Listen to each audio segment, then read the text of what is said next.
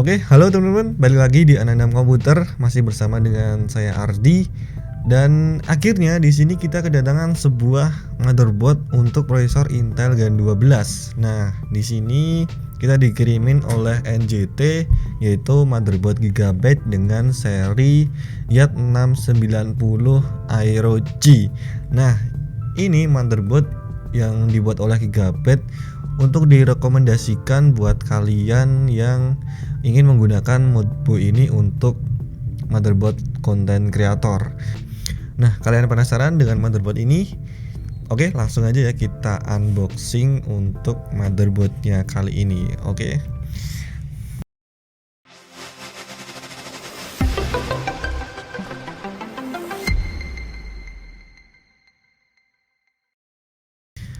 Nah, sebelum kita unboxing, kita memperlihatkan dulu di bagian depannya. Di sini untuk boxnya, di bagian depan terdapat sebuah tulisan logo Gigabyte. Kemudian di sini ada serinya YAT690 Aero G, dan di sini ada tulisan Gigabyte Creator Motherboard. Ini emang motherboard yang direkomendasikan untuk konten kreator. Dan di sini ada tulisan LGA 1700. Jadi motherboard ini menggunakan soket LGA 1700 ya, dan di sini ada tulisan Intel support dengan prosesor Intel Gen 12. Kemudian di sini Intel chipset YAT690 logonya ya. Kemudian di bagian atas, nah di sini nanti fitur utamanya. Di sini dia support dengan PCIe Gen 5 dan kemudian support dengan RAM DDR5. Nah, jadi ini nanti fitur unggulannya dari motherboard ini. Dan di sini ada logonya Aero, tulisan Aero di sini. Oke. Dan di bagian belakang, nah di sini dituliskan lagi untuk keunggulan fitur unggulannya ya dari motherboard ini. Nah, mulai dari yang pertama di sini ada Gigabyte Vision Link. Ini ada di sini. Kemudian di bagian bawahnya di sini ada support dengan PCIe Gen 5, kemudian support dengan PCIe 4.0.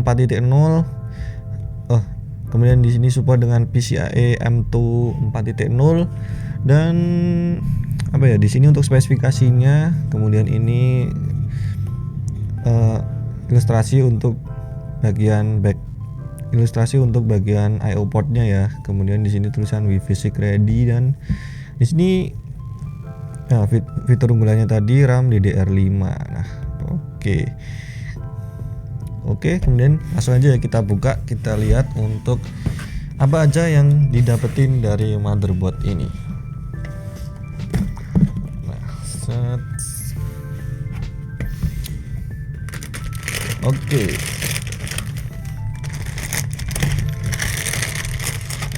Nah, yang pertama di sini kita dapat sebuah motherboardnya. Nah, untuk motherboardnya kita singkirin dulu ya. Oke, kemudian isi dalam boxnya kita lihat di bagian bawahnya ini lagi. Nah, nah di sini kita dapat noise detection sensor ya. Ini untuk mendeteksi kebisingan. Jadi nanti ini bisa ngatur fan ketika nanti CPU kalian itu mulai agak berisik. Itu nanti bisa diatur dengan sistem noise detection pada motherboard ini. Nah, kemudian di sini kalian dapat baut untuk M.2. Di sini dapat 4 buah. Next lagi di sini kalian mendapatkan antena WiFi ya. Ini ada antenanya. Jadi motherboard ini sudah built-in WiFi ya. Dan ini antenanya. Kemudian di sini dapat kabel SATA. Ini udah biasa. Kemudian yang terakhir dapat buku manual atau buku petunjuknya. Jadi kalian misal bingung, kalian bisa lihat di buku petunjuknya ini. Oke.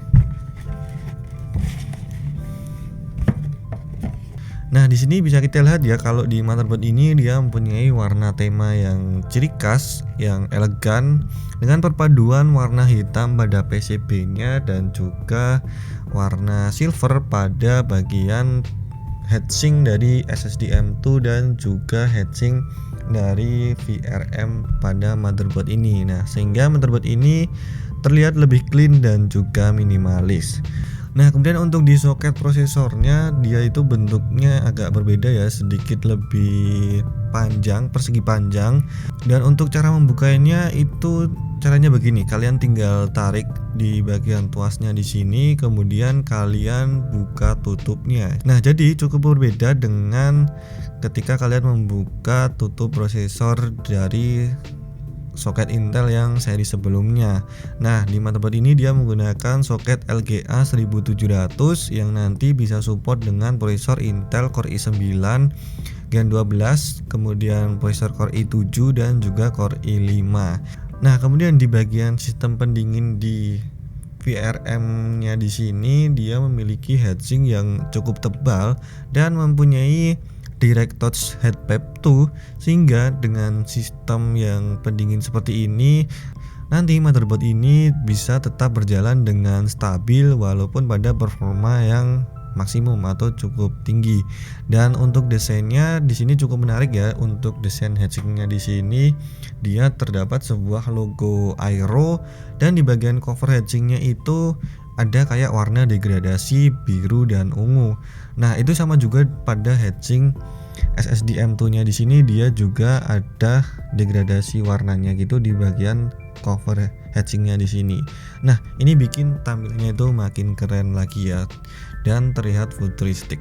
Dan kemudian untuk lanjut di bagian atas di sini untuk power CPU-nya dia terdapat 8 pin power CPU dan pasang semua power pin di motherboard ini. Nah, itu tapi akan lebih baik jika kalian menggunakan prosesor Intel Core i9 atau yang seri tinggi itu, nanti kalian baru untuk pasang semuanya. Nah, atau misalnya kalian suka overclocking, nah itu baru kalian bisa untuk pasang semuanya untuk agar lebih baiknya seperti itu. Nah, kemudian untuk fitur unggulannya ya, di sini tadi dia ada RAM DDR5. Nah, untuk RAM DDR5-nya di sini di Mobo ini ada dua versi ya sebenarnya, yaitu ada yang versi DDR4 dan juga ada yang versi DDR5. Nah, tapi di sini yang kita dapatkan di sini yang versi DDR5. Nah, untuk versi DDR5 ini dia ada 4 buah slot di slot motherboardnya ini. Itu nanti maksimal kapasitasnya bisa mencapai 128 GB. Nah, jadi untuk satu kepingnya itu maksimal kalian bisa pasang untuk 32 GB single channel RAM. Dan untuk kecepatannya di sini nanti bisa support dengan speed hingga 6000 mega transfer atau megahertz. Nah, kemudian di bagian penyimpanannya di sini di motherboard ini terdapat 4 buah slot M.2 PCIe Gen 4. Nah, yang kecepatannya itu nanti jauh lebih cepat ya, 7 kali lipatnya kecepatan SSD 2,5 in SATA. Nah, dan di sini kalau kalian ingin menggunakan storage yang masih menggunakan SATA, ini di sini juga masih terdapat 6 buah slot SATA 3 6 gigabit per second, 6 Gbps. Nah, kemudian pada slot M.2 PCIe-nya di sini dia masing-masing juga terdapat sebuah heatsink ya untuk pendingin SSD-nya kalian nanti. Yang dimana yang ini cukup cakep ya, yang di bagian bawahnya ini dia terdapat warna degradasi ya, yang tadi udah saya bilang ya sama kayak yang di heatsink VRAM-nya tadi. Nah, ini cukup keren pokoknya tadi deh. Nah, untuk slot M.2 PCIe yang pertama atau yang paling atas itu dia dikontrol oleh CPU langsung, dan untuk 3 buah slot sisanya dikontrol oleh chipset. Nah, walaupun di sini tidak ada slot M.2 dengan PCIe Gen 3, tapi tenang aja, walaupun di sini nggak ada slotnya, kalian tetap bisa pasang untuk SSD M.2 PCIe Gen 3 di slot M.2 PCIe Gen 4 ini.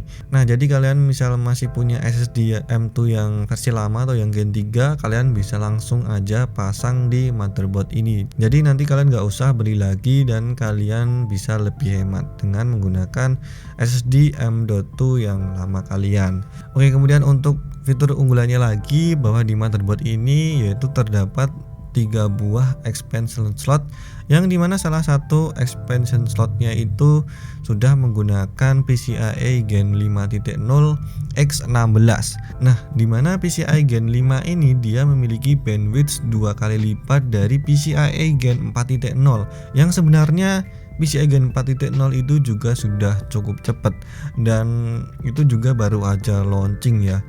Nah, pada PCIe Gen 5 ini dia memiliki backward compatibility dengan PCIe 4.0 atau PCIe 3.0.